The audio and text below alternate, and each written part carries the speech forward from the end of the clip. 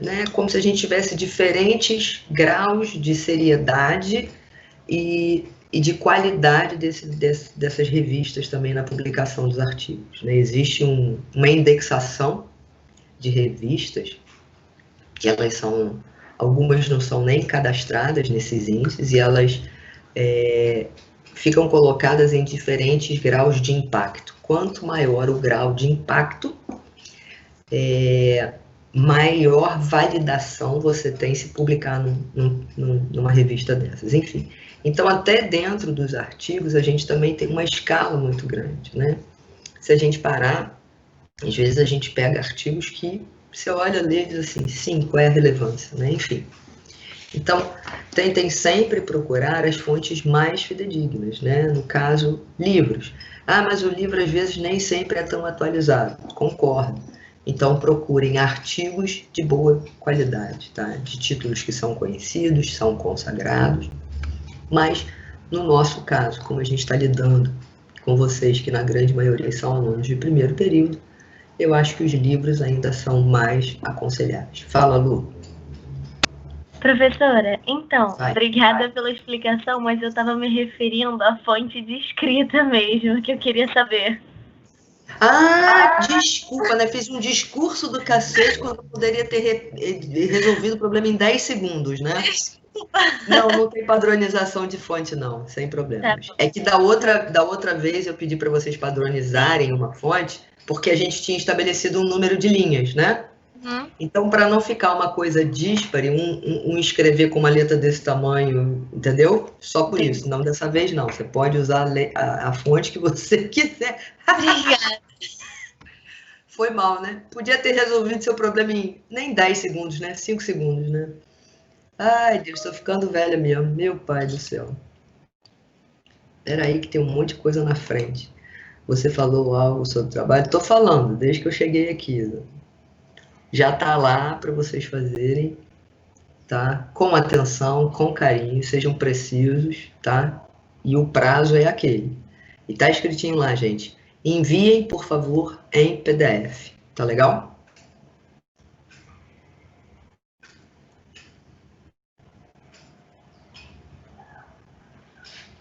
Deixa eu ver quanto tá meu público. Cadê vocês? Gente, que coisa maluca, né? Falei. Meu pai do céu. Você podia ter já mandado eu calar a boca, Luana. Meu pai. Não é? Disse, professora, não é isso não, me interrompe. Quando eu me empolgar assim, pode me interromper de boa. Eu não me incomodo não, tá? Meu pai, ficando velha esclerosada mesmo. Está na época de eu me aposentar, gente. Podemos ir então? Adorei. Oxi, você é do Rio, Luana?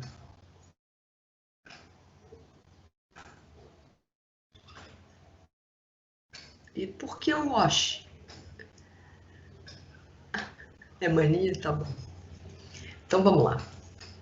Nossa missão de hoje é conversar a respeito, de sistema reprodutor masculino, tá? Não esqueçam que agora eu vou compartilhar minha tela aqui, aí eu perco acesso ao chat, se vocês quiserem falar comigo, ou abre o microfone, sem problema algum, ou quem tiver sem microfone pede para algum coleguinha avisar que quer falar comigo, por favor.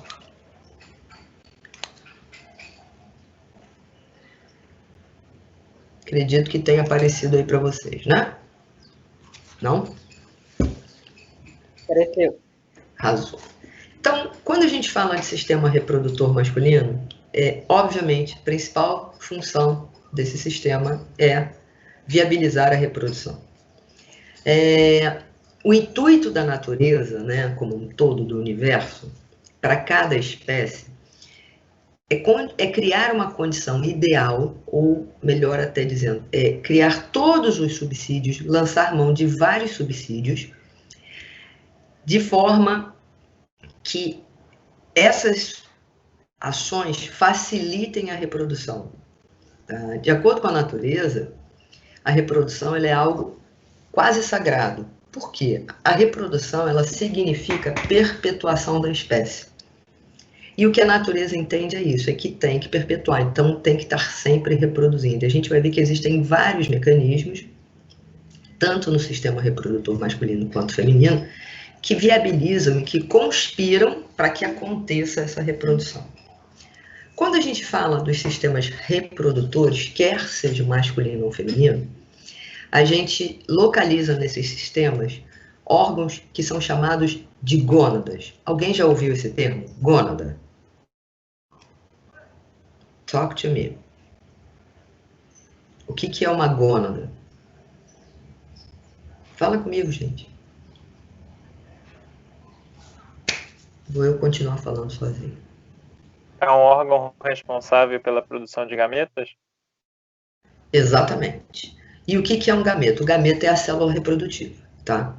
Então, as gônadas são os órgãos capazes, né, ou responsáveis pela produção dos gametas. E os gametas são as células reprodutivas. No caso dos homens, os gametas são os espermatozoides. No caso de nós, mulheres, os gametas são os ovócitos, tá? Então, essa célula reprodutiva, esse gameta, ele vai ter sempre uma estrutura que tenta, de qualquer forma, em termos fisiológicos, preservar a vida dele, perpetuar a existência dele para garantir uma fecundação e, com isso, a reprodução e, consequentemente, a perpetuação da espécie, como eu comentei com vocês. Deus já dizia, né? Crescei-vos e multiplicai-vos, não é isso? O princípio é exatamente isso. A reprodução ela é quase sagrada no intuito de preservar uma espécie. Antes da gente começar a falar do sistema propriamente dito, eu vou só abrir um parênteses aqui e perguntar a vocês se vocês entendem e sabem me dizer o que seja períneo.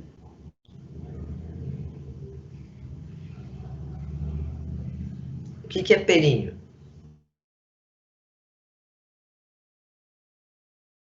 Hello?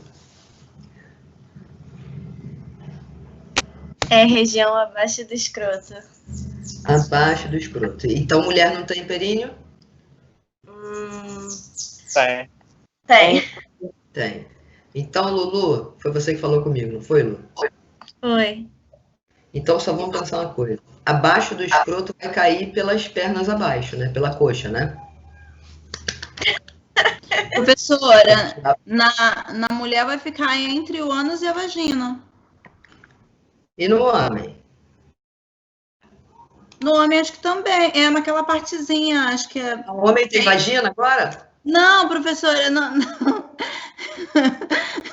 Não tem o escroto ali e o ânus. Acho que é aquela que tem meio que até uma linhazinha, assim, dá pra ver no bebezinho.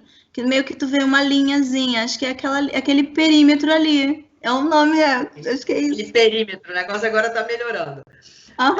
Vamos lá. Ó como é que é a dificuldade de usar os termos anatômicos às vezes, né? Abaixo do escroto já está na coxa, né? Então, a ideia, vou ver se eu vou conseguir resumir para vocês. Ficaria o espaço entre o genital e o ânus, pode ser? Sim. E isso está completamente errado. Anatomicamente, gente, o períneo é uma região muito maior do que isso. Opa, não são só aqueles 2 dedinhos, fiquem calmos. Vou projetar uma imagem aqui para vocês. Na verdade, isso que a gente chama de períneo, né, que a gente entende como períneo, é só uma parte dele. Anatomicamente, o períneo é uma região que se estende desde a sínfise púbica, que fica na região anterior, até o cóccix, que é o final da coluna. E de cada lado, até 2 projeções do osso do quadril, que ficam voltadas inferiormente, que são chamadas de túbero isquiático. Quem é magrinho, quando senta, se colocar a mão no final da coxa, perto do bumbum, vai sentir 2 projeções ósseas. Quem é magrinho tem pouco recheio ali, não é o meu caso, tem bastante. Que são essas 2 estruturas aqui, que são os túberos isquiáticos. Se eu unir esses 4 pontos, eu vou delimitar uma área losangular, que parece um losango, E isso tudo aí é o períneo. Se eu dividir esse losango ao meio, eu vou ter 2 triângulos, que em anatomia a gente chama de trígono. Um de posição anterior e um de posição posterior. Esse anterior a gente chama de trígono urogenital. Por que urogenital? Porque é aqui nesse trígono que eu vou ter a abertura tanto da uretra quanto os órgãos genitais. E o posterior eu vou chamar de trígono anal, por conta da posição aqui do nosso amigo ânus, tá? Esse espaço aqui, que é o que vocês chamam de períneo, na verdade, é o centro tendíneo do períneo, é onde a gente tem um monte de musculatura se inserindo. Por isso, Vanessa, que fica aquela linha demarcada sobre o plano mediano. É uma linha, um desdobramento de tecido conjuntivo onde eu tenho fixação muscular, tá? Então, de hoje em diante, lindos de minha vida, anatomicamente o períneo tem mais do que 2 dedos. Sim ou não? Sim. Professora, Vale. então o períneo seria toda a região do soalho da parte abdominal? Soalho pélvico. Isso, soalho pélvico? Seria Grosseiramente, sim, não precisamente. Tá? Mas se você olhar, você vê que esses pontos eles vão delimitar mais ou menos a abertura inferior da pelve, que fica fechado por um grupo muscular, principalmente, que é chamado de diafragma pélvico. O períneo, na verdade, ele não é só o diafragma pélvico. Só para você ter uma ideia, anatomicamente, o períneo ele tem 7 camadas distintas, onde a musculatura do diafragma pélvico é uma dessas 7 camadas. Entendi. Se eu for dissecando de inferior para superior, o períneo possui 7 camadas, como se eu fosse descascando. A última é o diafragma pélvico. Ok. Tá.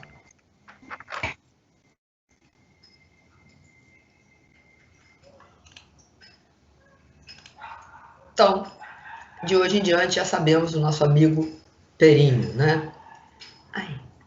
O que vai acontecer, então, voltando para o nosso sistema reprodutor masculino propriamente dito?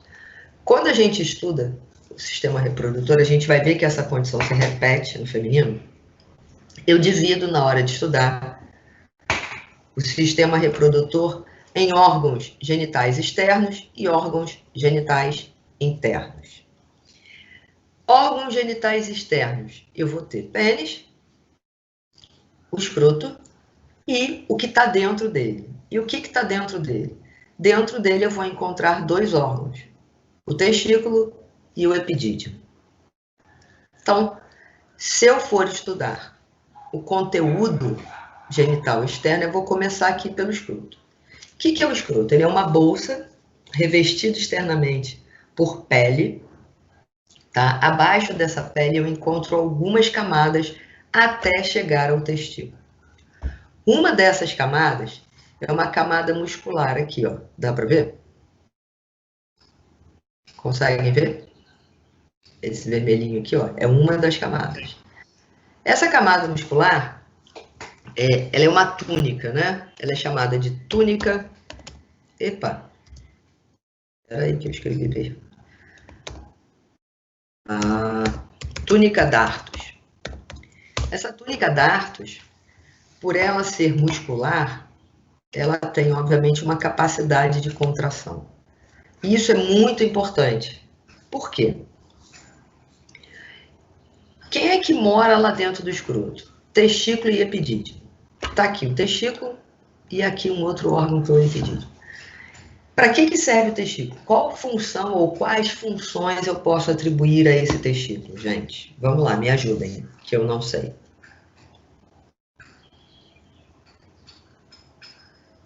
Produção de hormônios masculinos e produção de gametas? Essa produção de gametas tem um nome bonitinho, Dudu, que eu sei que você sabe. Espermiogênese?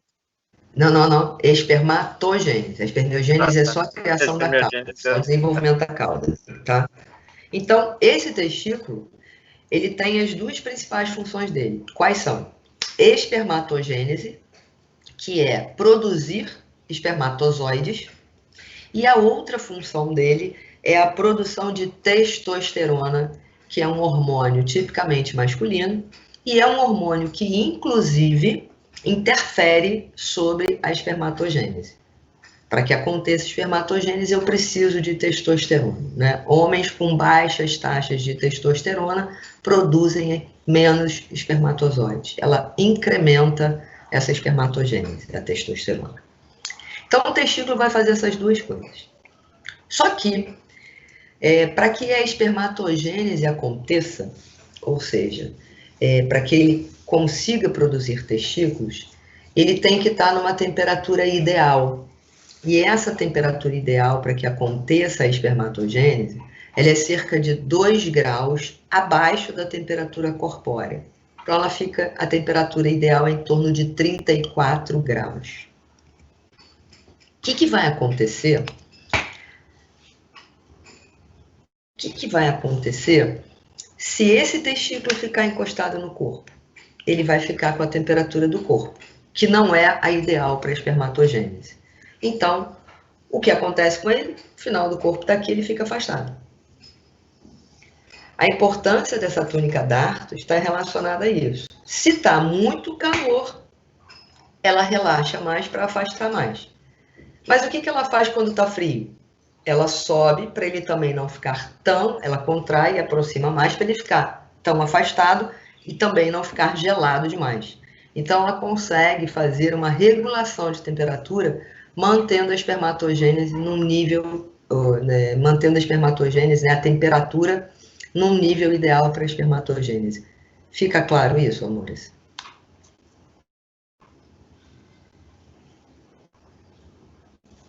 Silêncio sepulcral. Sim. Ai, obrigada, Vanessa. Só você que fala comigo, tá? Então, ela é super importante. Aí, o que o povo faz hoje em dia? Nada contra, tá? Também acho mega sexy. Cuecas boxe. Aquela cuequinha linda, que parece um shortinho de lycra, né? Mega sexy, mas que é usada o dia inteiro, se bobear, o cara até dorme com aquilo. O que ela faz? Cola o testículo no corpo, tô mentindo. Fica tudo guardadinho, justinho, lindo. Muito, muito sexy. O problema não é usar, mas cuidado com a frequência que começa a usar. Tá? Ia brincar com vocês. Professora, a gente está usando as criancinhas desde pequenininho, porque ela é mais bonitinha. É isso. O problema não é usar, Vanessa, é a frequência com que você usa. Quanto mais tempo você mantém aquele testículo próximo ao corpo, menor a influência da regulação de temperatura. Cuidado com isso. Tá? É porque eu tô te falando, também acho mega sexy, bonitinho. Mas tem uns caras que se bobear o dia inteiro, dorme com aquilo, né? Só tira na hora de tomar banho ou de fazer aquelas outras coisas mesmo, tá? O problema não é usar. Tudo na vida, né? Sim, Rai, pode. A longo prazo, até pode, tá? E pronto, vai mandar agora o namorado dela andar sem cueca.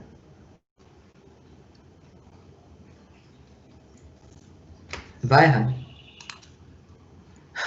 Tá, gente? Problema, volto a dizer, gente, não é proibido usar, não. Pelo amor de Deus, tá? Não precisa ficar o dia inteiro, 24 horas com aquela cueca, precisa? Até que no verão, né? Deve esquentar, não sei, não tem, mas acredito que sim, tá?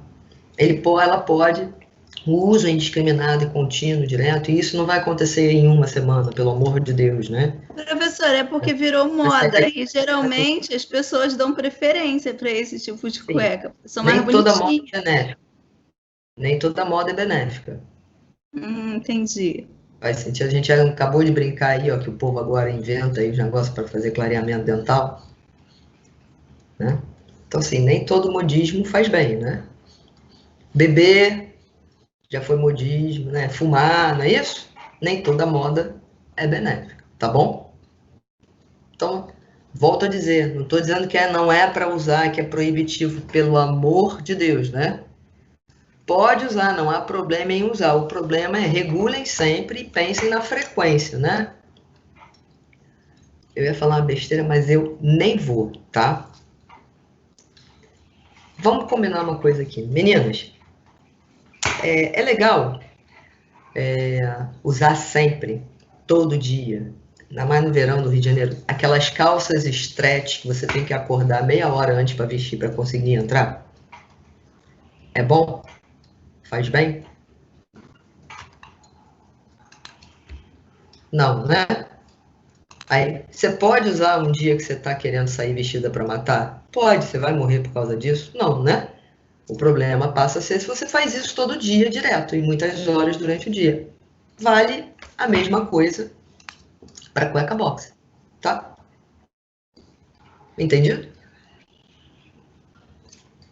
Foi? Titia não está dizendo que não é para usar, senão daqui a pouco estão me processando, né? Pô, professor, Não tem aquelas cuecas que parecem um shortinho, né? Então, aquilo ali cria o bicho solto. Deixa a natureza agir. Vou ficar quieto, não vou falar mais nada, juro. Tá? Bom, então, já falei para vocês que lá dentro a gente vai encontrar o testículo e agregado ao testículo, uma estrutura, um outro órgão que é o epidídimo. O testículo, já ficou claro que ele faz a espermatogênese, ou seja, ele produz os espermatozoides e testosterona. Toda essa região aqui, ó, formam-se túbulos aonde esses espermatozoides são produzidos e esses espermatozoides eles migram para essa região aqui do testículo, onde se forma uma verdadeira rede. E é a partir dessa rede, chamada de rede testicular, que eu vou ter a migração dos espermatozoides por esses pequenos ductos para esse outro órgão que fica agarradinho nele, ó, que é o epidídimo. Então, aqui, dissecado, eu tenho o testículo e aqui, em relação a ele, o epidídimo, ou seja, o testículo e o epidídimo. O epidídimo, ele é um órgão que a gente consegue dividir em cabeça, corpo e uma cauda que dá a volta. Ó. Cabeça, o corpo e uma cauda. Isso tudo aqui que eu estou passando o mouse é o epidídimo. Lindo. Se o testículo produziu os espermatozoides e esses espermatozoides chegam até o epidídimo, o que o epidídimo faz? O epidídimo vai funcionar como um grande armazenador, ou seja, ele armazena esses espermatozoides e ao mesmo tempo que ele está armazenando, ele inicia, olha só, inicia a maturação desses espermatozoides. Ele não faz toda a maturação, ele inicia o processo de maturação, além de armazenar esses espermatozoides. Claro ou não claro? Claro. Arrasou.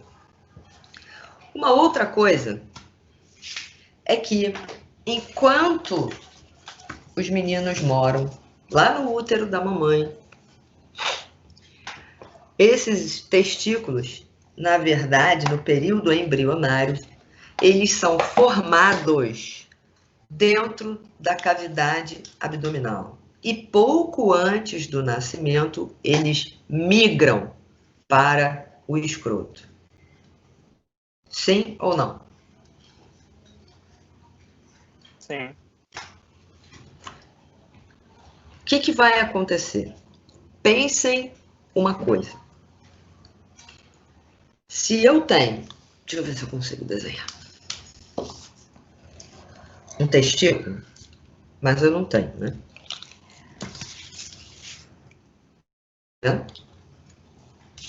Desenhei aqui, ó, uma bolinha no testículo, dá para ver?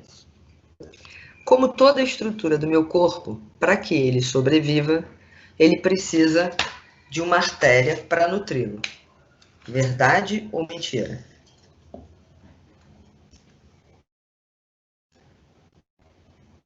Verdade. Obrigado. Se ele tem uma artéria que chega, tem que ter veias que saem, certo? Certo. Tá. Além disso, vou voltar lá para a minha figura. Quando eu olho para o epidídimo, ele tem uma cabeça, um corpo e uma cauda. No final da cauda do epidídimo, tá vendo que muda a estrutura, fica lisinho? É dessa cauda do epidídimo que se origina essa estrutura aqui, ó. Ela se origina a partir da cauda do epidídimo. Que estrutura é essa? Ducto deferente. Esse ducto deferente é ele quem vai remover os testículos ali do epidídimo que estava guardando eles. Então, como é que esses espermatozoides vão sair de dentro do epidídimo? Eles saem pelo ducto deferente. Arrasou. Então, além testículo é formado junto com o epidídimo, tá? Lá dentro da cavidade abdominal. Então, olha que bonitinho. Não é isso que eu quero. Sai daí. Ih! Tá lá o meu testículo, que não é meu. Agarradinho nele eu tenho uma artéria para nutrir, veias para drenar e em preto eu desenhei o ducto deferente, que é o cara onde vai ter os espermatozoides, que vai tirar ali daquele complexo testículo epidídimo. Sim ou não? Sim. Tá todo mundo agarradinho nele, né? Testículo epidídimo. Então, isso parece um rabinho.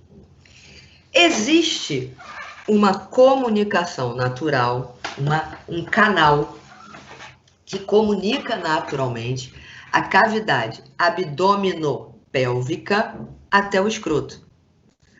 O nome desse canal, ele é fisiológico, ele existe, tá? Ele chama canal inguinal. E é por este canal inguinal que o testículo vai migrar um pouco antes do nascimento. Então, ele sai de dentro da cavidade abdominal e migra pelo canal inguinal, que passa aqui próximo à virilha, para dentro do escroto. É o caminho natural dele. Alguns meninos podem nascer sem que um dos testículos tenha migrado. Não sei se vocês já viram isso ou já ouviram falar. Já ouviram falar? Vanessa, não é você que... Não hérnia. Não, Rayane. Hérnia é outra coisa. Vanessa, não é você que... Criptorquidia, exatamente. Não é você, Vanessa, que trabalha trabalhou em hospital, Vanessa? Não, trabalhei com criança em creche. Ah, tá. Então, essa condição, Eduardo falou, chama-se criptorquidia. Não, a hérnia inguinal é outra coisa, Rayane. Vamos lá, Rayane. Por definição, já falei aqui para vocês, o que define uma hérnia?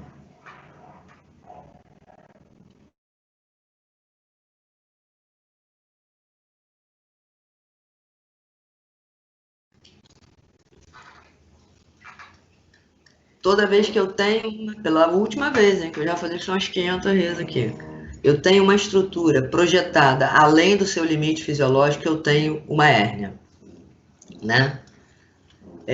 Não precisa necessariamente ser por um orifício ou ser um órgão inteiro, tá?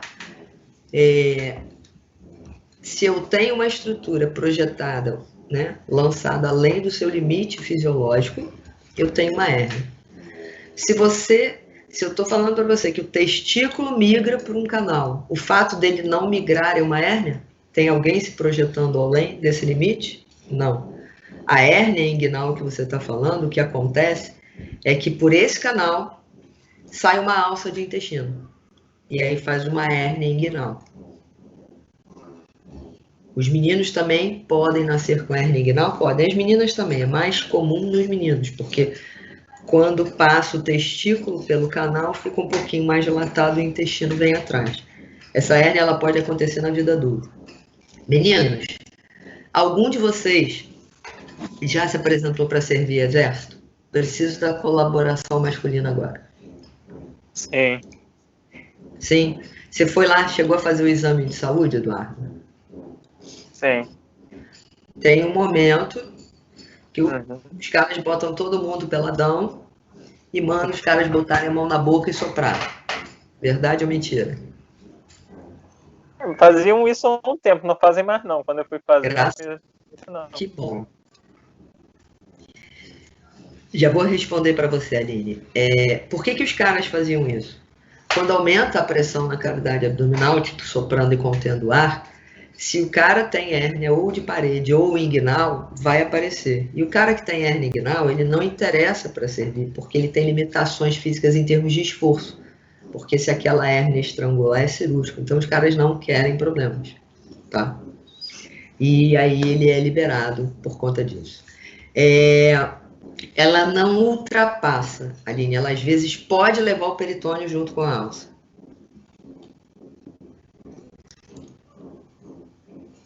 Quando a alça vem, ela traz o peritônio junto.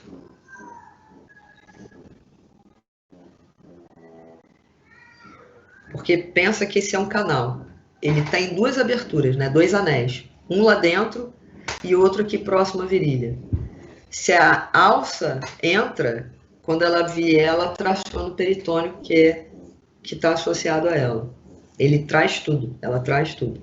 O problema é se estrangula, que aí interrompe o suprimento desse segmento do intestino, e aí é uma condição cirúrgica. Me lembra, no final eu mostro uma hérnia estrangulada que foi para cirurgia quando o cara rebateu o intestino negro, sem vascularização nenhuma, tá? Então esse canal, ele é uma passagem natural. O que eu quero que vocês entendam é o seguinte: se eu sou um testículo e estou aqui em cima, eu vou passar por um canal, né, por dentro desse canal. Quando eu sair aqui embaixo e chegar na minha posição, todo aquilo que estava agarrado em mim, ou seja, a artéria, a veia, quando eu parar aqui embaixo, aquelas coisas vão ficar aqui dentro do canal, não vão? Tipo véu de noiva, aquelas noivas exageradas que tem aqueles véus quilométricos, ela chega no altar e o corredor da igreja está todo ocupado por véu, já viram isso?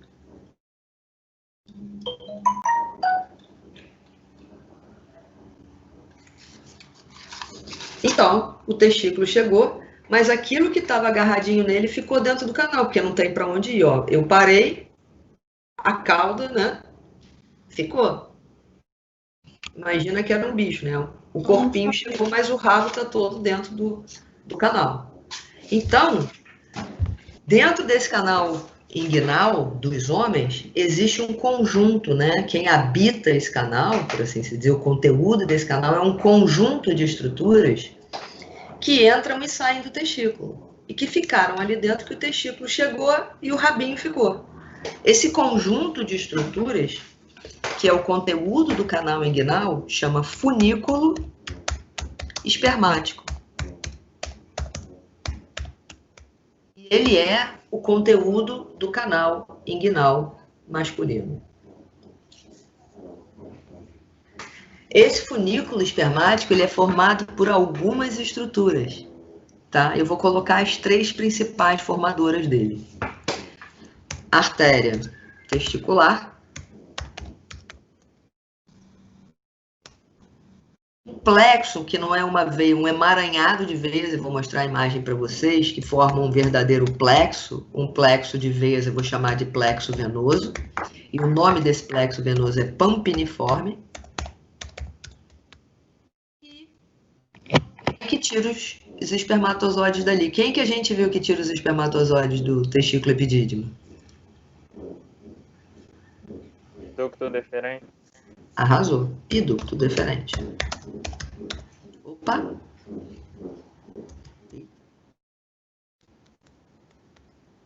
Então, as 3 principais estruturas formadoras do funículo espermático são a artéria testicular, o plexo venoso pampiniforme e o ducto deferente. O conjunto dessas estruturas chama funículo espermático. E é ele que habita, né, que é o conteúdo do canal inguinal pós-nascimento.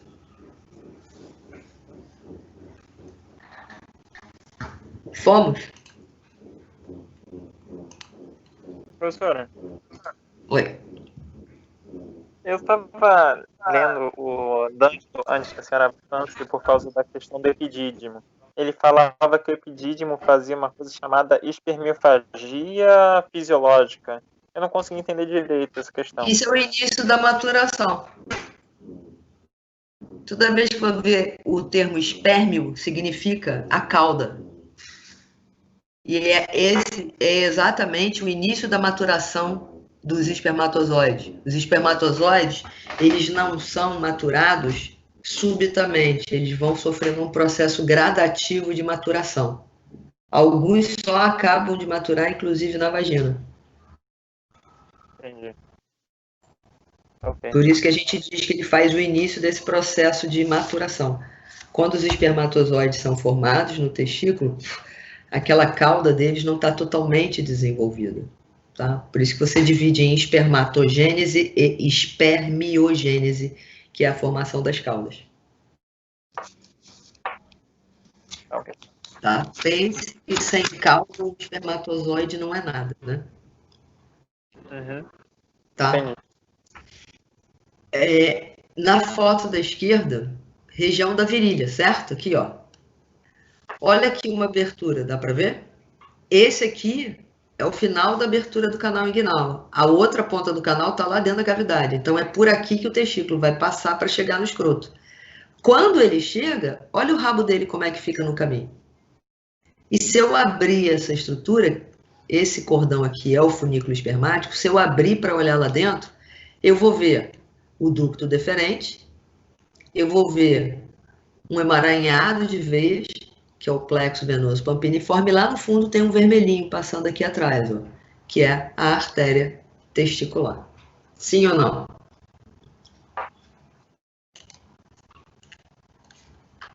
Olha lá, o funículo espermático aqui, ó. Testículo, o epidídimo, né? Da cauda do epidídimo se originando o ducto deferente. E aqui a formação do funículo, ó. Ducto deferente, o plexo venoso e a artéria testicular. Ele aqui ainda está mostrando até a relação. Vou copiar. É o quê? Vanessa, repete que picotou para mim o seu som. Eu falei sem querer, professora.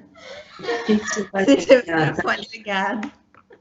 Mas o que você quer copiar? Fala. O desenho. Menina, a aula não está disponibilizada para vocês? Vanessa? Oi? A aula não está disponibilizada para vocês com a imagem? Sim. Então não entendi. E esse papo tá muito cabeça, hein? Ele aqui ainda tá até demonstrando o nervo também, tá? Mas basicamente vamos trabalhar com aquelas três estruturas. Esquece o nervinho aqui, é um ramo do gênito femoral, tá? Plexo venoso pampiniforme, artéria testicular e ducto deferente. Ok? Se eu perguntar para vocês agora o que tem dentro do ducto deferente, o que vocês vão responder para mim?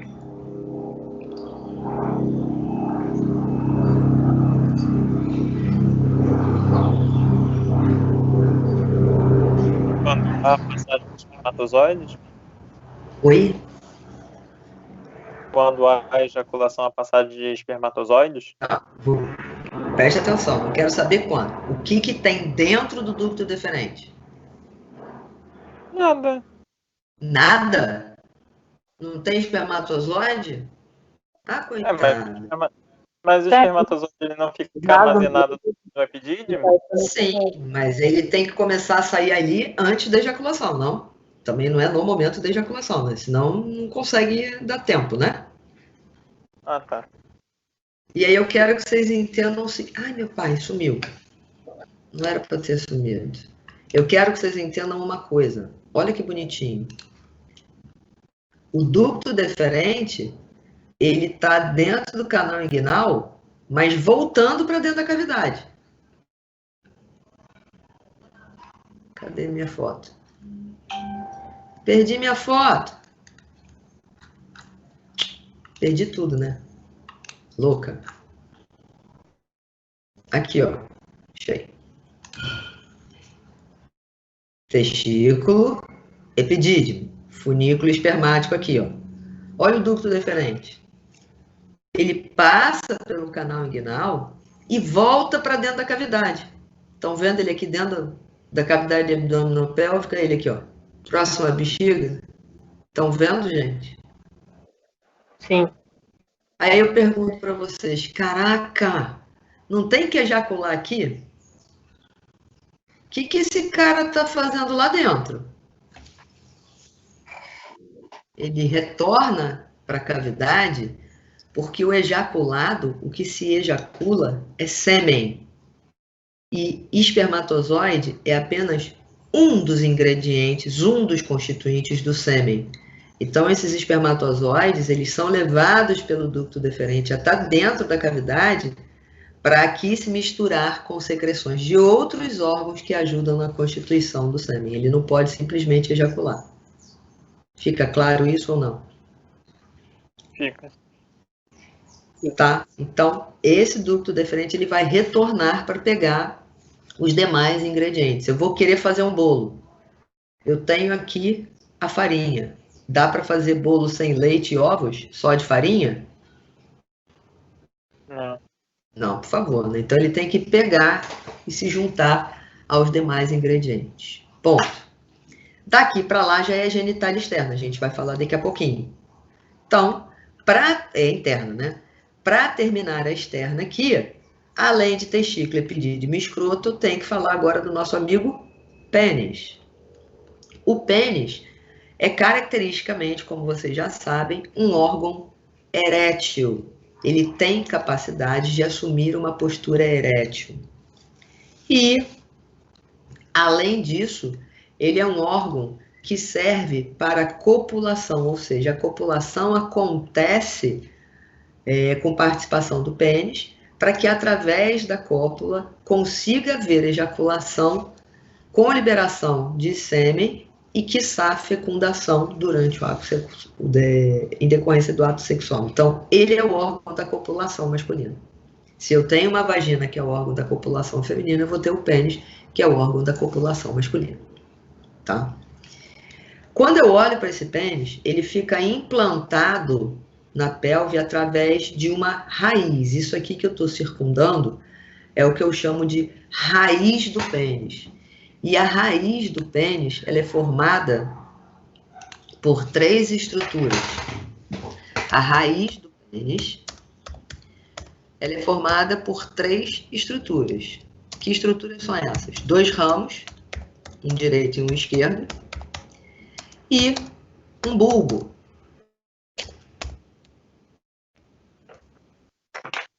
Tá? Se eu voltar lá para a foto, eu consigo identificar bonitinho aqui, ó. 2 ramos, um direito e um esquerdo, e um bulbo, que é mediano. A partir do bulbo é que vai se originar o corpo esponjoso, e dos ramos vão se originar os corpos cavernosos. Então, o bulbo dá origem ao corpo esponjoso e os ramos origem aos corpos cavernosos.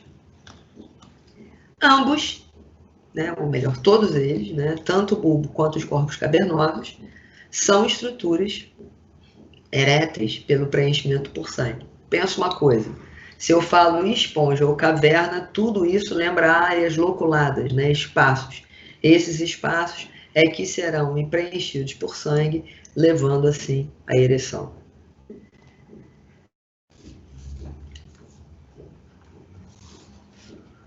Quando eu olho para o pênis em posição anatômica, essa face aqui, ó, é a dorsal e essa aqui a ventral. Então, a que fica mais próxima do corpo é ventral, a que fica mais anteriormente a gente chama de superfície ou face dorsal no pênis. Independente dele estar flácido ou em ereção. Isso aqui vai ser sempre o dorso e aqui vai ser sempre o ventre, tá bom? E aí, quando eu observo essa posição, eu vou ver que a partir da raiz, né, o bulbo, ele assume, né, se transformando em corpo esponjoso. O corpo esponjoso é mais ventral e os corpos cavernosos assumem uma posição dorsal, ou seja, se eu fizer um corte horizontal, o que eu vou ver é isso aqui, ó. Aqui é o dorso, aqui embaixo é o ventre, eu vou ver os dois corpos cavernosos mais dorsais e o corpo esponjoso mais ventral. E aí a gente compara o pênis no estágio flácido e aqui ereto, repleto, né, onde aqueles espaços ficam preenchidos por sangue, tá? Lembrem que é aqui no corpo esponjoso, no interior dele, que vai passar a uretra, por isso uretra esponjosa. Ok? Hello? Ok.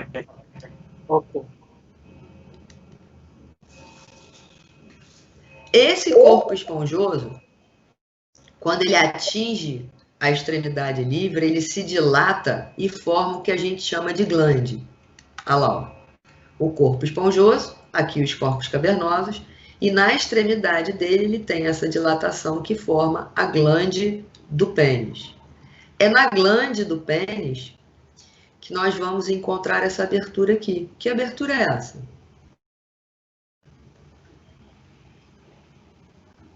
A porção final da uretra? Tem um nome essa abertura, já falei dele. A gente falou lá em urinário.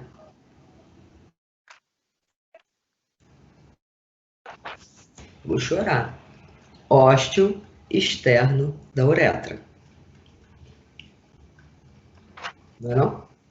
O ósteo interno estava lá na bexiga, o ósteo externo vai estar no genital. No caso do pênis, ele ficar localizado na glande do pênis. Além do ósteo externo da uretra, na glande a gente vai encontrar essa área mais dilatada aqui, ó, que circunda, que é chamada de coroa da glande, ó. A coroa da glande aqui. Dá para perceber que logo abaixo da coroa é estreitado, né? Como se houvesse um sulco contornando a coroa. Essa área mais estreitada é o que a gente chama de colo da glande, abaixo aqui da coroa. Então eu tenho na glande o ósseo externo da uretra, a coroa da glande e abaixo da coroa da glande o colo da glande, que é a área mais estreitada. O freio é essa preguinha, né, professora? Calma aí, vou chegar lá, Babá. Calma aí, Vanessa. Essa glande, ela é recoberta por uma pele, né? E essa pele é chamada de Prepúcio. prepúcio. Existe uma abertura, né? Um ósseo no prepúcio. E ele pode ser, essa pele, o prepúcio tracionado e expõe a glande a partir desse ósseo. Esse prepúcio, ele então pode ser retraído, né? Expondo a glande. Só que essa retração... Ih, gente, olha só, ninguém me fala que eu escrevo as coisas erradas. Tô bem arrumada com vocês, né? Eu escrevi sei lá, com um F. Vocês nem me avisam, né? Muito amigos vocês, né? Fico eu passando vergonha aqui. Essa pele, então, do prepúcio, ela é retrátil para expor a glande. Só que ela não é retrátil infinitamente. Tem uma limitação nessa retração. E essa limitação, ela se faz por essa estrutura aqui, ó. Cadê a minha foto?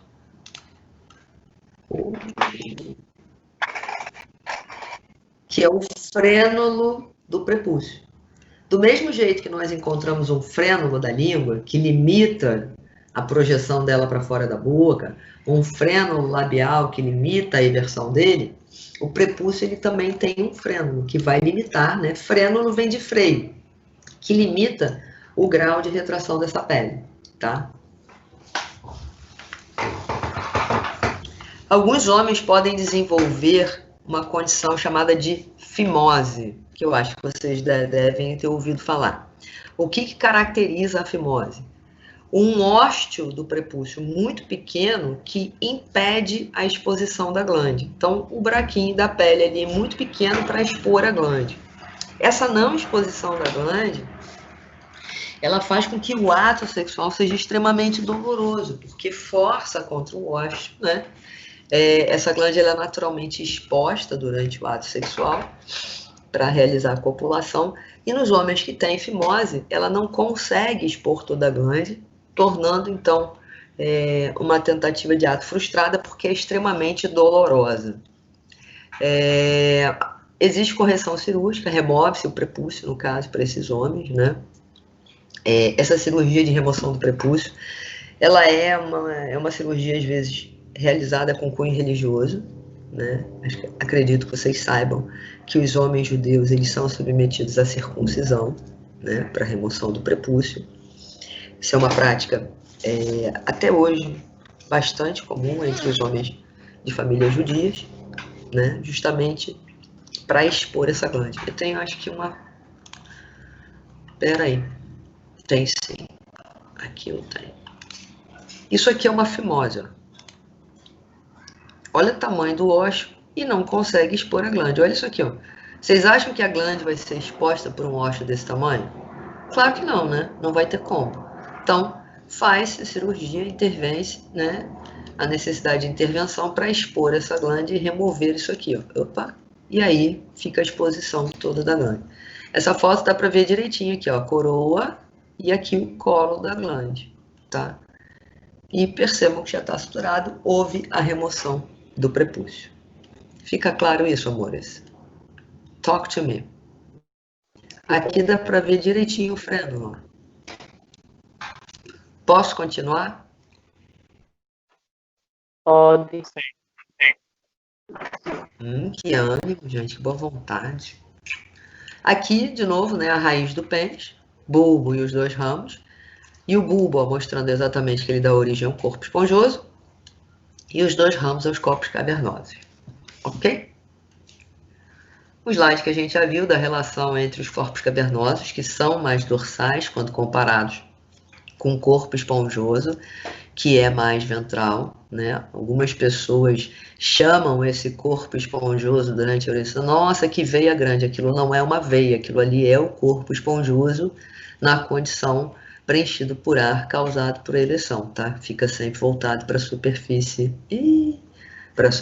ventral.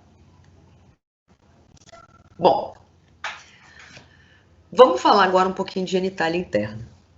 E a gente tinha parado na seguinte condição, onde a gente viu que aquele ducto deferente, ele entrava então pelo canal inguinal e voltava para dentro da cavidade. E a gente já tinha percebido, já tinha discutido e chegado à conclusão que dentro desse ducto deferente moravam, tá? Tinha lá os espermatozoides, tá? Que órgão é esse aqui, gente? Bexiga. Bexiga urinária. Tá. O ducto deferente, ele migra, ó, em direção à bexiga urinária. Tanto que quando chega aqui, olha como é que ele cruza o ureter. Estão vendo? Ele passa medialmente cruzando o ureter que está entrando na bexiga. Sim ou não? Sim. E ele se dirige para a região póstero e inferior da bexiga, ou seja, posterior e inferior. Aqui, ó. Feito?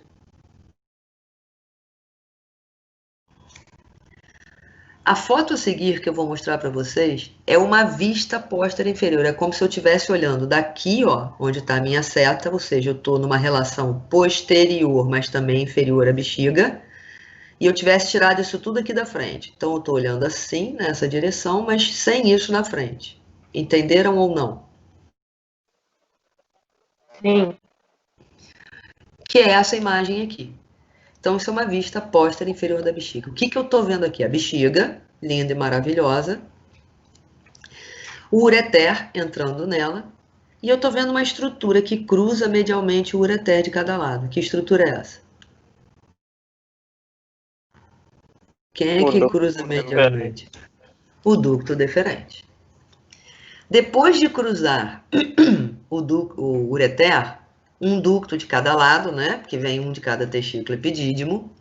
Depois de cruzar o ureter, nessa face póstera inferior da bexiga, ele encontra um par de glândulas, ó, uma de cada lado, que são as vesículas seminais.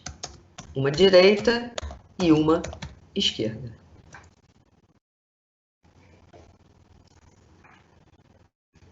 Essas vesículas seminais, elas têm uma secreção própria, tá? Essa secreção, ela é uma secreção principalmente rica em frutose. E vocês, que são doutores em bioquímica, mas que não chama bioquímica, chama... Toda vez eu esqueço o nome, né? Como chama? Bioatividade humana. Obrigada. Toda semana você tem que me lembrar esse nome, né, Dudu? Obrigada. Meu assessor. Sob o ponto de vista, dentro da bioatividade, sob o ponto de vista bioquímico, vocês sabem que frutose é um açúcar, e açúcar é uma grande fonte de energia, né? Ela é sempre a primeira escolha de quebra, não é? Em termos energéticos, não é isso? Até porque existem tecidos no nosso corpo que não aceitam outra fonte que não seja glicose, né? Que não seja açúcar. Vocês sabem disso, né? Uhum. Sim ou não?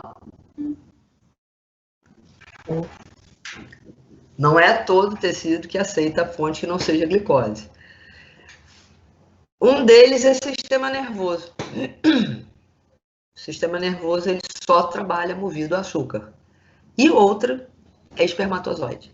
Não adianta você dar outra fonte de energia para ele que ele não consegue aproveitar, só se for açúcar. Então, essa secreção da vesícula seminal, ela é uma secreção rica principalmente em frutose para garantir o que para esses espermatozoides? Energia. Tá? Isso é importante. Pensem que a jornada que eles têm é longa, né? Até conseguir fecundar.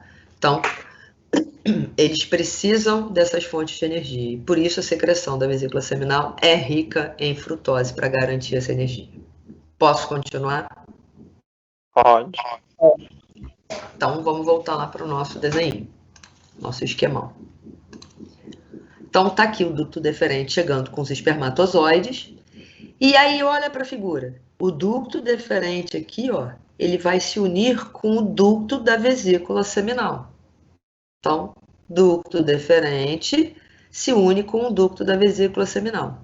E a união dos dois, né, desses dois ductos, da vesícula seminal com o ducto deferente, forma um novo ducto, que é o ducto ejaculatório. O ducto ejaculatório, ele é formado pela união do ducto da vesícula seminal mais o ducto deferente. Então, agora eu já tenho espermatozoide e uma secreção que é rica em frutose, que vai garantir energia para esses espermatozoides. Maravilha!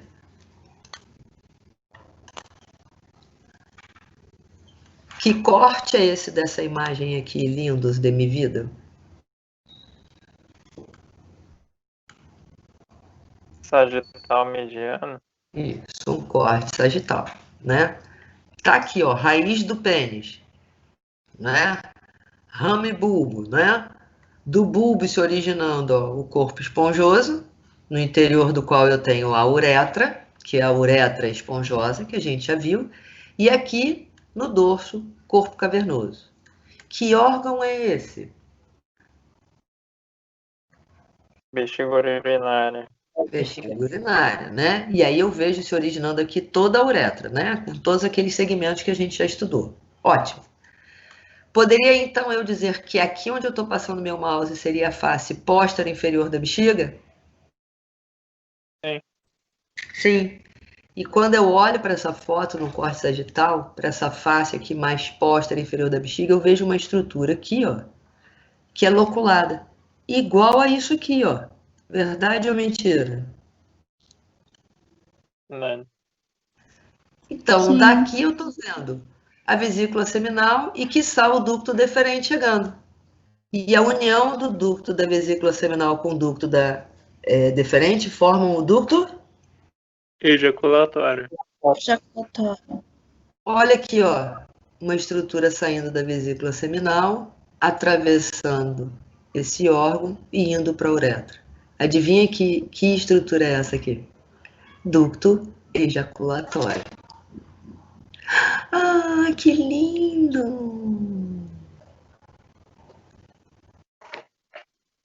Talk to me. Hello? Oi, professora. Ah, então tá. Não queria saber se vocês estavam aí, se tinha caído.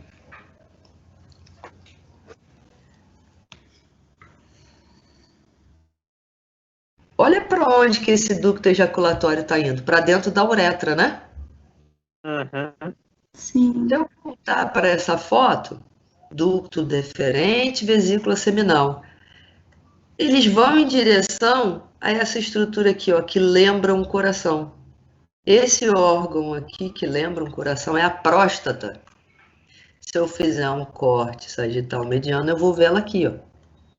Então, isso que eu estou delimitando é a próstata. Tanto que a gente viu na aula de urinário que realmente a uretra passava dentro da próstata, né? Ou não? E Sim. por isso que era a uretra prostática. O ducto ejaculatório, ele atravessa aqui a parede da próstata e chega até a uretra. Se eu fizer um corte assim, ó, no sentido do meu mouse, que é um corte coronal, eu vou ver isso aqui, ó. A bexiga com os dois ósseos ureterais, a próstata, né? A uretra prostática. E quando eu olho para a uretra prostática, eu vou ver dois buraquinhos aqui, ó. Conseguem ver? Duas aberturas?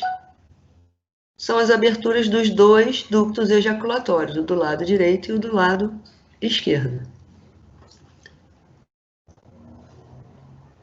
Além desses dois, eu vou ver vários pequenininhos aqui, conseguem ver?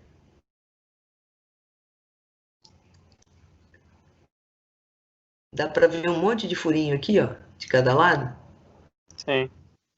Esses daí são os ductos prostáticos. Por quê? Assim como a vesícula seminal, a próstata, ela também tem uma secreção que vai ser constituinte do sêmen. A secreção prostática, ela tem um odor característico, que é o que dá o odor, né, do sêmen.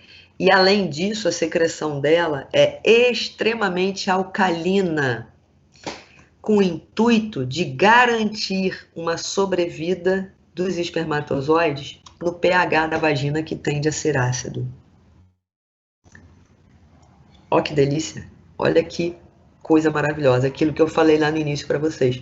Todas essas secreções visam o quê? Tratar o espermatozoide, que é a célula germinativa, como ouro, né? Ele é o especial. Então, tudo que tiver ao alcance fisiológico para preservar a sobrevida dele vai ser feito, tá? Quando chegou agora aí, fala. Quer falar comigo, Dudu?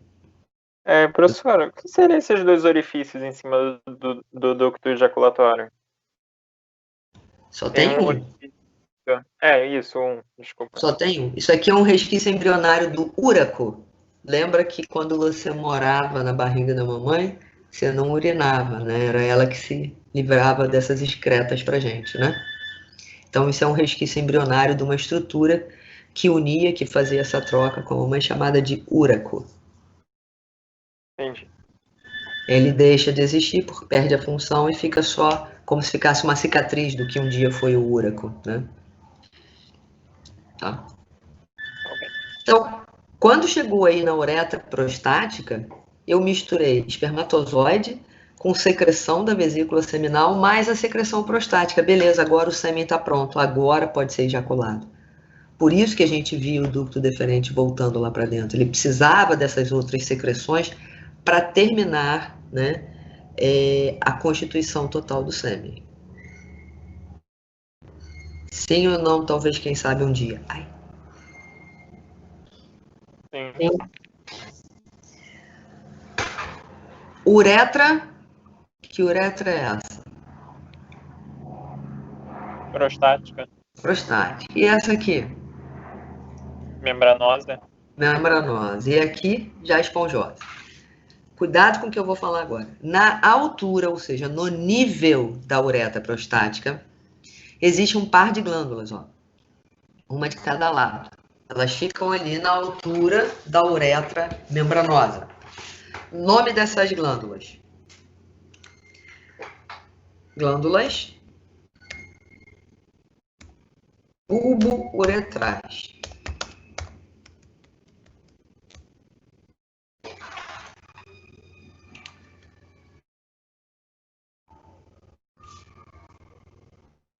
Apressada, agoniadinha. Essas glândulas bulbo-uretrais, vou voltar lá para a figura. Cadê você? Como eu mencionei para vocês, elas ficam localizadas na altura da uretra esponjosa. Mas se eu observar, elas têm um ducto, ó, e o ducto vai se abrir lá na uretra esponjosa. Ó. Dá para ver? Então, elas ficam num andar e o ducto se abre numa posição mais inferior. A secreção dessas glândulas é extremamente importante. Por quê? O ejaculado, ele é feito em duas frações, tá? Existe uma fração inicial e depois a segunda fração. A primeira fração do ejaculado, ela é dada principalmente pela secreção dessas glândulas. Então, essa primeira fração é aquela que o povo discute até hoje. Ah, tem espermatozoide, não tem espermatozoide, engravida, não engravida? Essa primeira fração, a maior, acho que quase a totalidade dela, é feita pela secreção dessas glândulas. Qual é o objetivo? Amores, pensem que nessa uretra passa a urina também. Então, o objetivo da secreção dessas glândulas é promover uma grande higienização dessa uretra para garantir que a segunda fração do ejaculado, que é aquela que é realmente rica em espermatozoides, isso faça com que eu tenha uma melhor sobrevida, uma melhor preservação desses espermatozoides. Tipo assim, eu vou na frente varrendo e limpando, você vem atrás que o caminho já vai estar garantido, limpinho, higienizado para você. Em tempos de Covid, eu me atreveria a dizer para vocês que vem as glândulas bulbo-uretrais com álcool 70 assim, ó, para os espermatozoides virem atrás, garantidos. Silêncio sepulcral. Aí tu vai escrever que a glândula bulbo-uretral é igual ao álcool 70. Eu bato em vocês.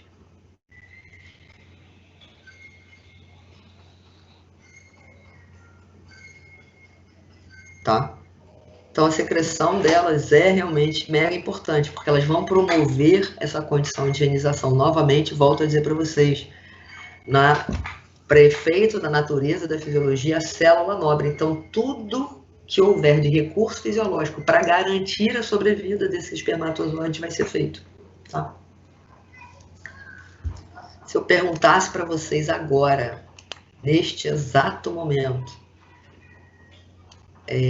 qual seria o trajeto sem cola? Vou até voltar para cá.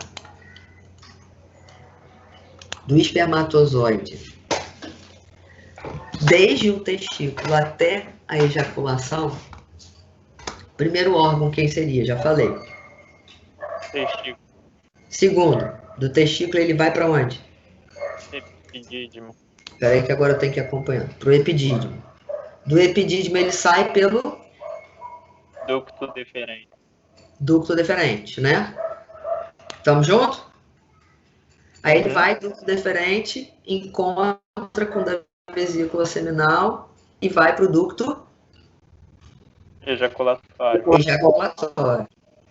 Já desemboca ali na uretra Prostática. prostática. E aí vai percorrer membranosa, esponjosa e sair pelo ósseo externo da uretra.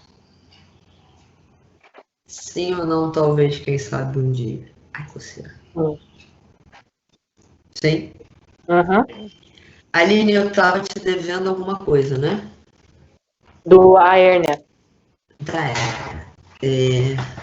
vou só catar aqui um instantinho e já vem, tá? Tô aqui com o microfone ligado, só vou procurar um negócio aqui para mostrar para mim.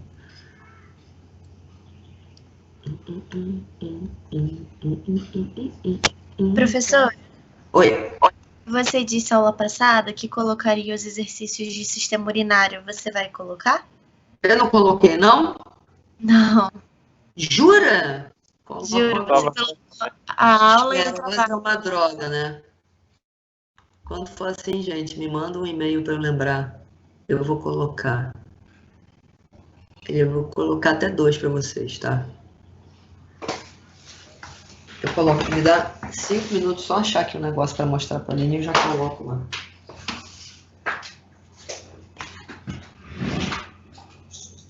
Quando eu esquecer assim, manda um e-mail ali pelo campus. Nada pessoal, não. A titia tá ficando velha, é muito com a cabeça.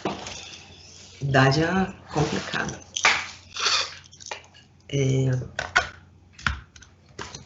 Tô buscando só aqui, tá, Aline? Rapidinho.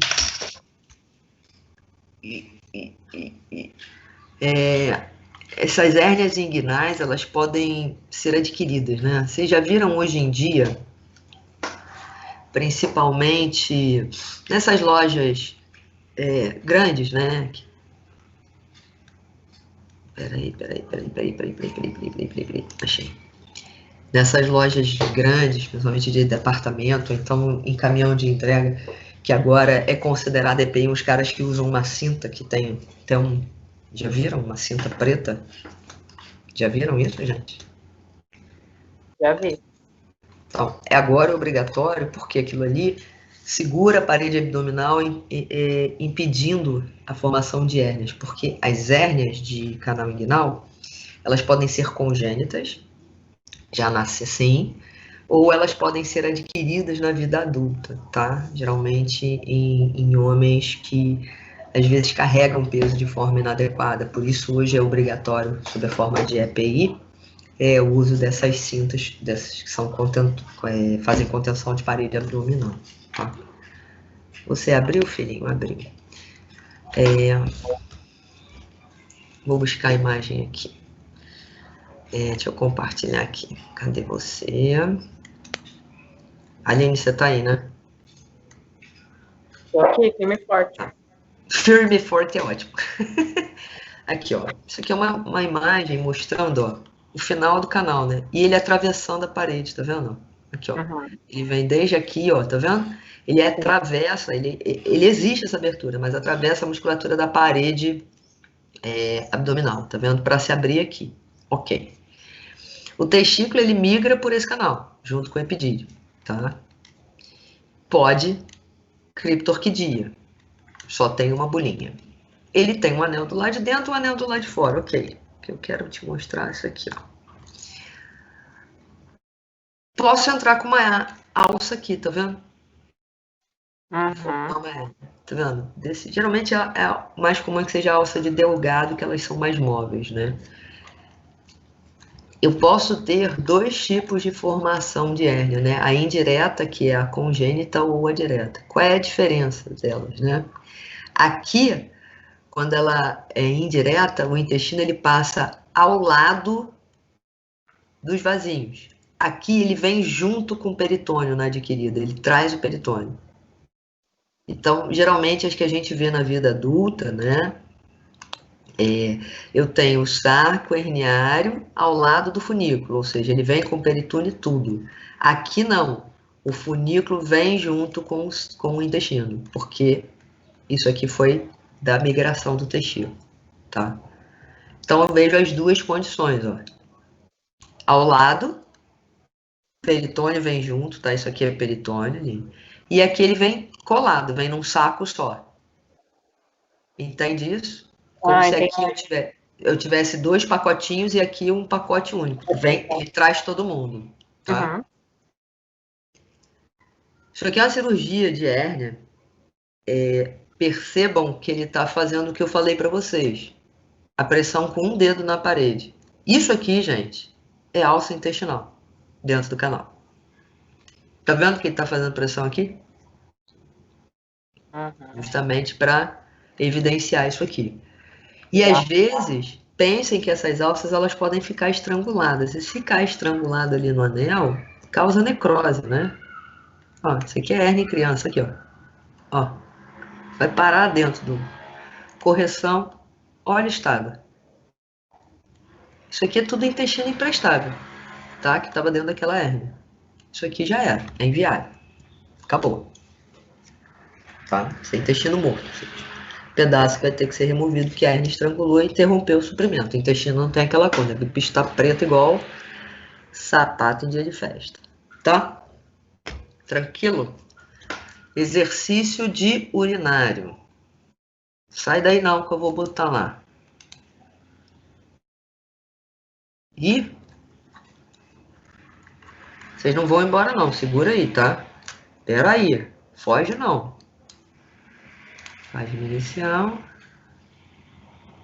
Vamos, filhinha, ajuda eu. Material de estudos. Gente, que maldade, né? Não coloquei exercício de urinário.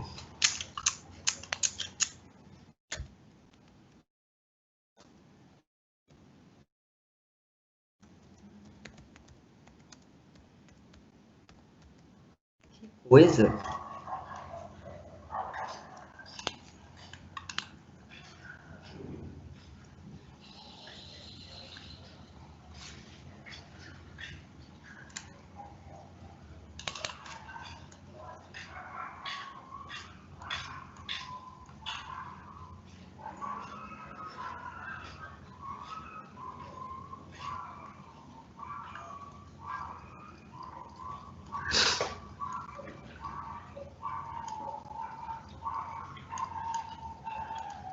Ué?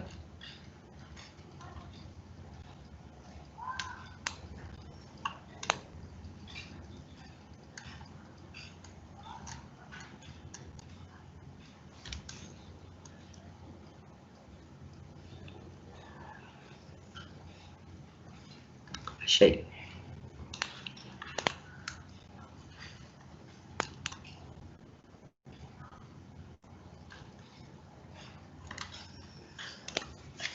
Acabei de postar lá o exercício, tá? 20 minutinhos para fazer e a gente volta para discutir. Talk to me, pô. Ok.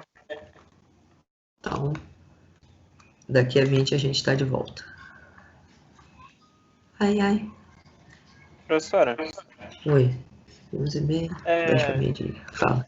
eu estava vendo o D'Angelo, porque eu não consegui entender direito aquela questão da espermiofagia. Ele denomina como maturação do espermatozoide a espermiogênese. Só que ele fala que a espermiofagia seria uma degeneração de espermatozoides em excesso. Eu não consegui entender. O Em corpo. excesso e às vezes mal formados. E como se ele fizesse um controle de qualidade. Ah, tá, entendi. Entendi. Achei Entendeu? que ia Como se destruindo aleatoriamente, porque ele não falou que era. Não. Ele faz tipo um controle populacional e controle de qualidade. Ele tem essa capacidade. Controle populacional, sim. Se você mantém altos níveis de testosterona e você tem um excesso, não adianta, né? Você acumular o excesso de espermatozoides. Ele aí seleciona, ele já começa um processo de seleção, de seletividade, por assim dizer. Ele tem essa capacidade, tá? Tá aí, Dudu? Mas não seria assim, não seria. Não aumentaria a probabilidade de ocorrer a fecundação, então não seria benéfico produzir mais espermatozoides? Se você usá-los, sim, mas não necessariamente você tem um estímulo para ejaculação. E pensa que se você ficar com ele muito tempo ali, você corre o risco de ter células velhas. Uhum. Faz sentido? Entendi. Por isso esse controle. Entendi. Entende a necessidade do controle? Se ele já está formado ali, armazenado, e ele começa a ficar muito tempo ali, ele começa a ser uma célula com características mais envelhecidas. E aí talvez não seja interessante. Então, mais uma vez, o objetivo de você dar o melhor que existe. Por isso essa necessidade como se fosse um controle de qualidade. E às vezes não resolve não, tá? Você pega espermograma que tem de homens que têm muitos espermatozoides mal formados, com muita má formação morfológica mesmo. Tá? Esse é um dos critérios de análise do espermograma, né? Ele não é só quantitativo, ele também é qualitativo, grau de mobilidade, né? Enfim, são vários aspectos analisados dentro de um único exame. Tá? Ok. 10 para meio-dia de volta então, povo? Uhum. Eu vou só zerar aqui, mas eu tô aqui de olho em vocês, tá? Ai. E eu, hein? Doido.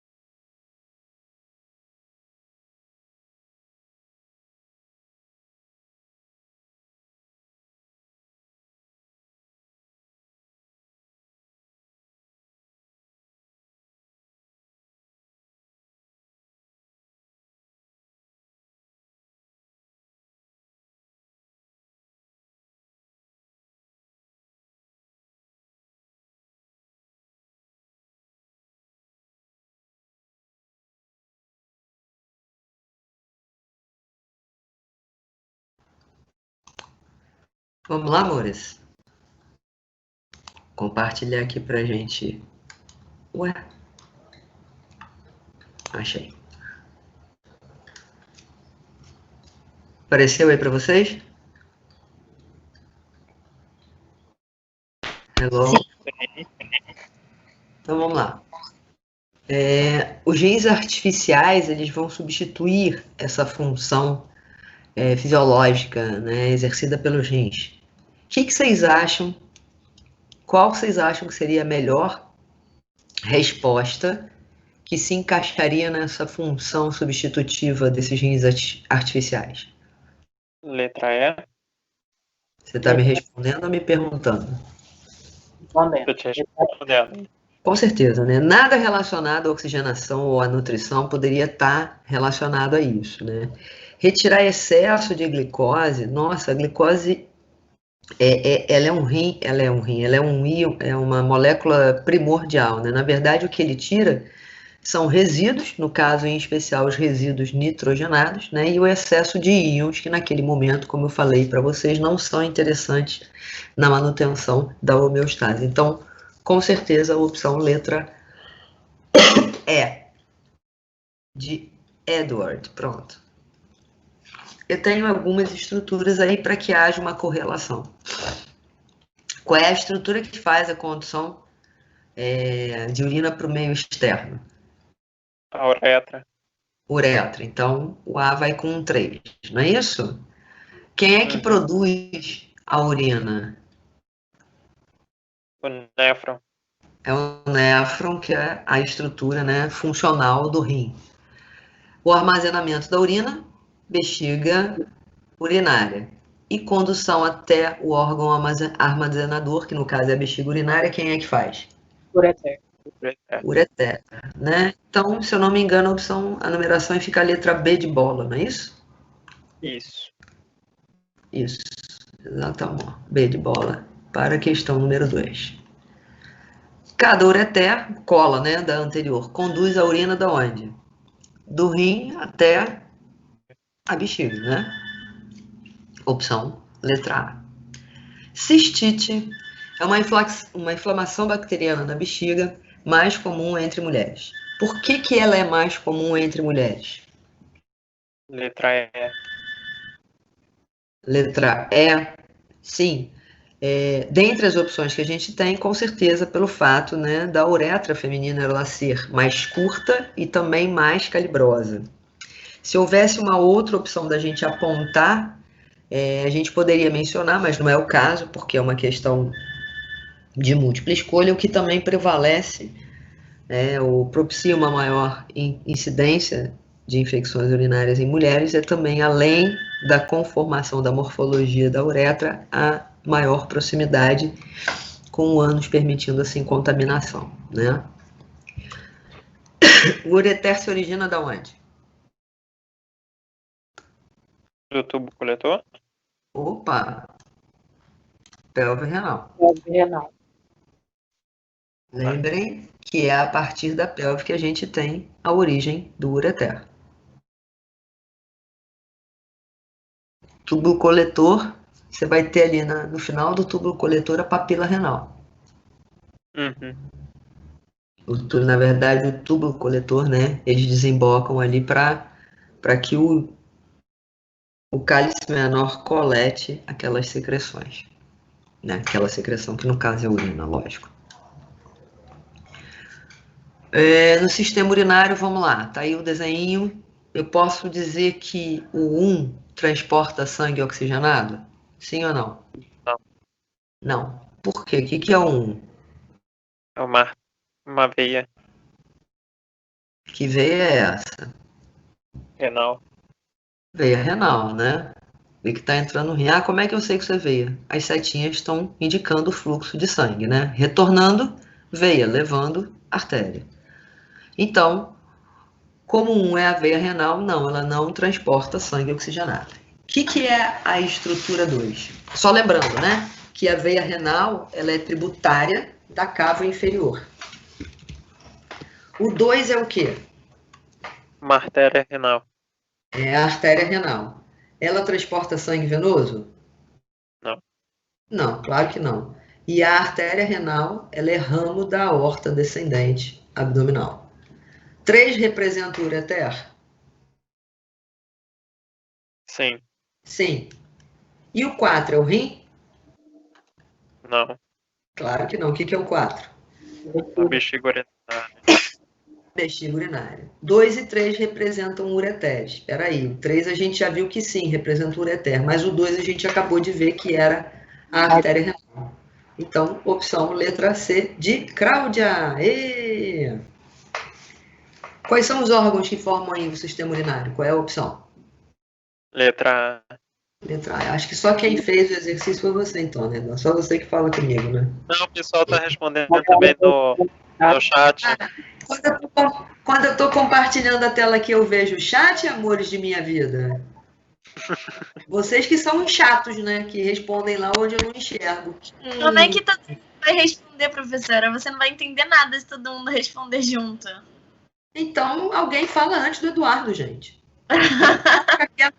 Vamos amarrar Eduardo. Vou silenciar o Eduardo. Querem? Eu tiro o som do microfone dele. Tadinho. A judiação.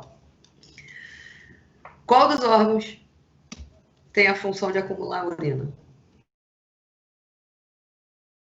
Viu? D. Agora ele vai falar e ninguém mais sabe. Letra D de dado, bexiga urinária, né? Ganhou um tempo. Foi você de novo, que ninguém fala, né? Você fica calado aí, fica monólogo, eu falando sozinha. Quais são as diferenças entre a uretra masculina e a uretra feminina? A masculina é maior, de menor calibre, e a feminina é menor, com maior calibre. Perfeito, né? A uretra masculina, inclusive, supera tanto a uretra feminina em extensão, em comprimento, que a gente até pode dividi-la em diferentes porções, né? Quais seriam as porções que a gente pode dividir a uretra masculina? Intramural, prostática, membranosa e esponjosa. Exatamente, né? Na ordem que elas são percorridas, que os segmentos são percorridos pela urina. Intramural, prostática, membranosa e esponjosa. Vamos olhar a figurinha lá. Eu vou só diminuir um pouquinho aqui para caber a pergunta, senão... o que é a estrutura 1? Córtex renal. Cápsula renal. Não, é a cápsula renal, exatamente. Córtex seria aqui a próxima, né? Que é o 2, tá? Uhum. A bolinha, ela tá bem em cima da linha mais evidente, que é justamente a cápsula. E aí sim, a 2, o número 2, córtex renal. Arrasou. 3. Coluna renal. Coluna renal, ok. O 5. Pirâmide renal. Pirâmide renal. E o 6? Papila renal. Papila renal. Arrasou. O 7? Pelve renal. Pelve renal. Meu Deus, me perdi. 8. Cálice maior. Cálice maior. E o 9? Menor. Cálice menor. E o 10? Ureter. Então, Eduardo, o ureter se origina a partir da pelve renal. É porque estava só escrito pelve e aí me confundi.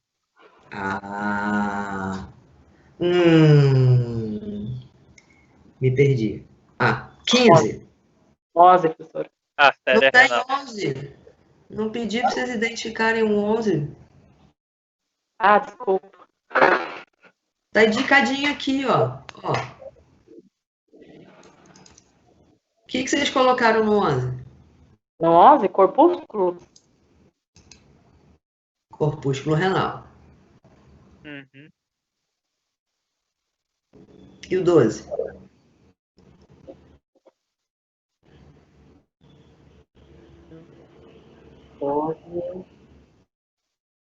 Eu achei veia interbolocular e artéria interbolocular.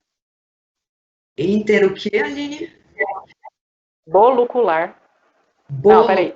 Lobo. Desculpa. Lobo. De rápido.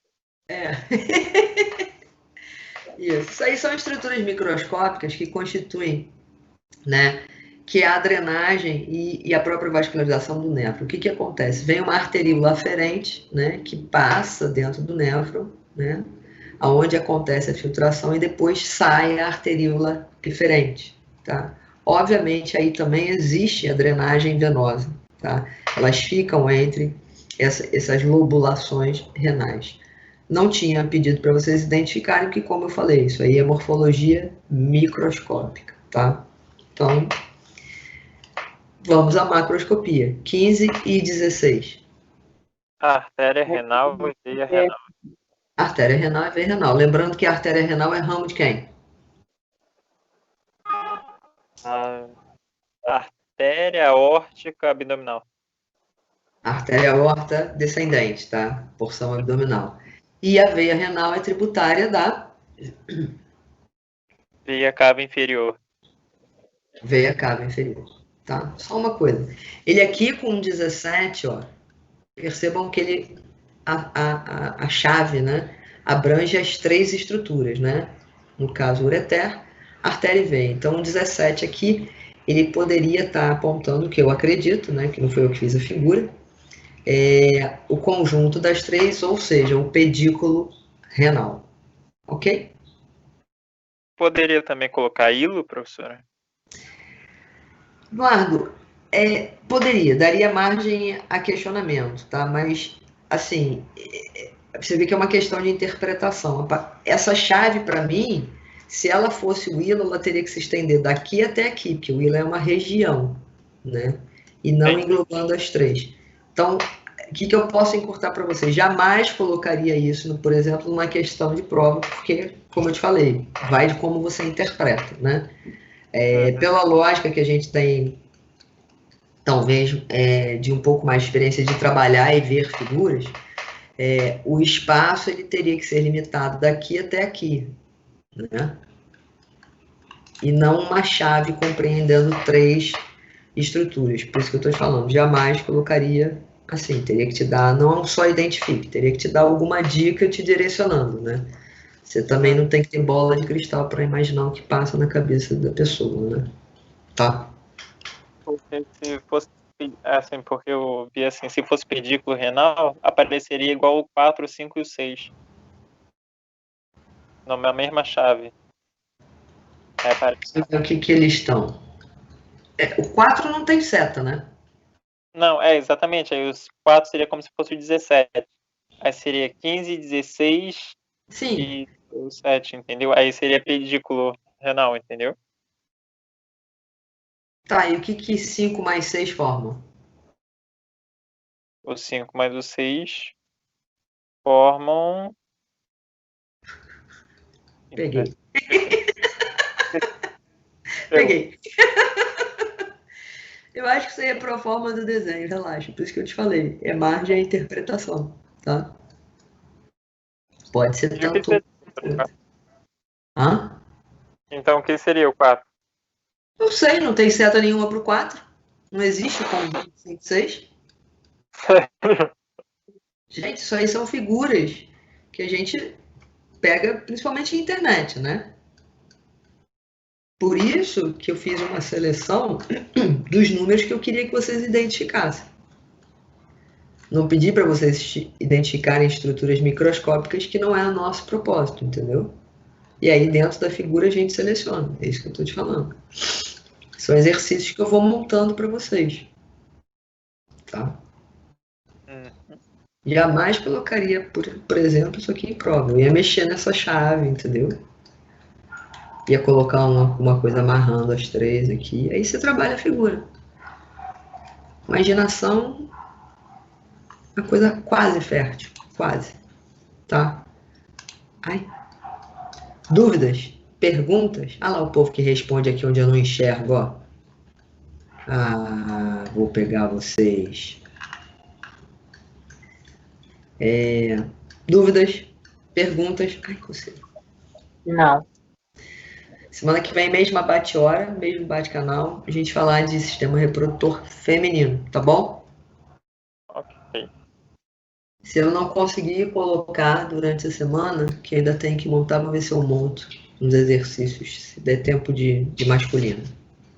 Tá bom? Uhum. Feito?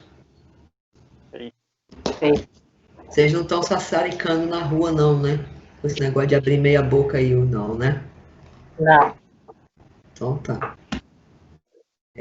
Amores, se cuidem. Até semana que vem. Fique em casa quietinho, pelo amor de Deus, tá? Por favor.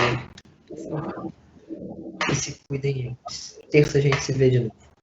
Beijo, boa semana pra vocês. Fiquem com Deus. Valeu, obrigada. Tchau, tchau. Tchau, professora. Boa semana também. Tchau, gente. Boa semana.